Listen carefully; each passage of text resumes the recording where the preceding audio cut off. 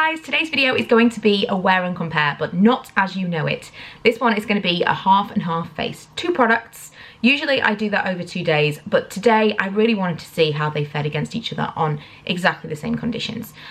So we shall see. The two products in question are these, the I want to say the Estee Lauder Colorstay, so confused, Estee Lauder Double Wear and the Revlon Colorstay.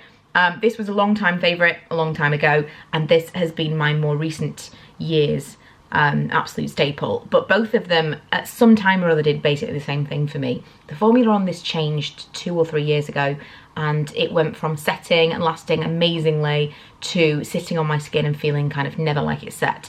And so that's when I first made the jump to the Estee Lauder camp. Previous to that, I did not understand why anyone spent a lot of money on foundation, because this was just amazing for me. I have heard rumours that the formula may have changed. It has had a pump included in the bottle now, so I thought I would pick up a new bottle and do a proper test. So first up, the Colorstay, which I think might be a little bit too dark for me. I definitely didn't need a full pump.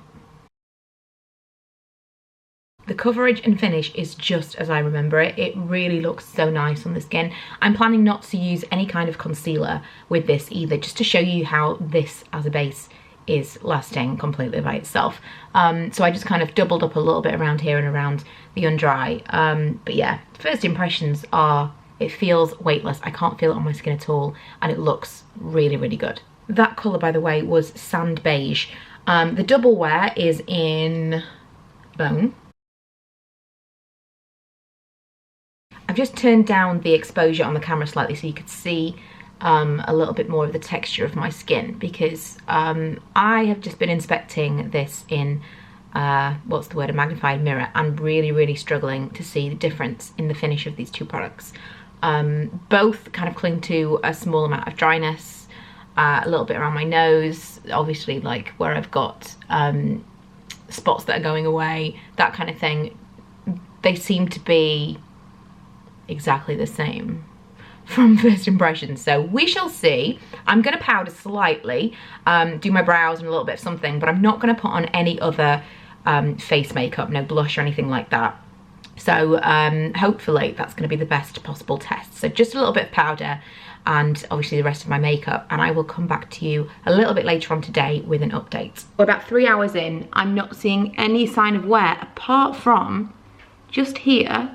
I've just taken some up close photos to kind of like really see where I'm kind of settling in my pores around this area, in both exactly the same, but this area I feel like it's wearing away slightly, and I've got slightly more shine on my nose on that side, but really it's minimal, and so far Colorstay is winning.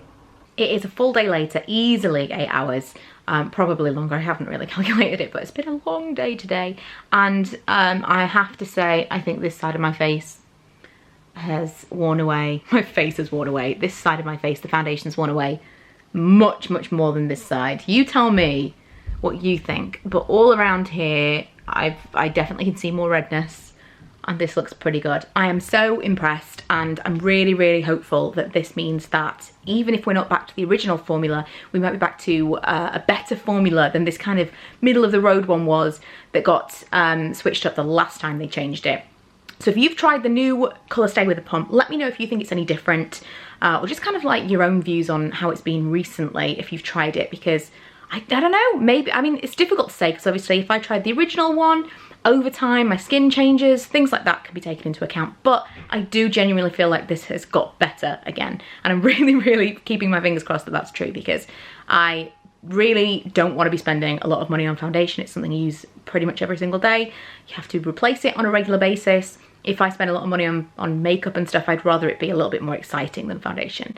Something kind of sparkly, or blush, or lipstick, or something like that. I don't really like spending £30 on a foundation, so I'm holding out a lot of hope for this. So I'm going to continue to use it. If my findings over the next month or so are that it's not as good as these initial feelings about it, I will update you, but it's looking very good so far. First impressions are very favourable, and it might have blown my Estee Lauder Double Wear out of the water.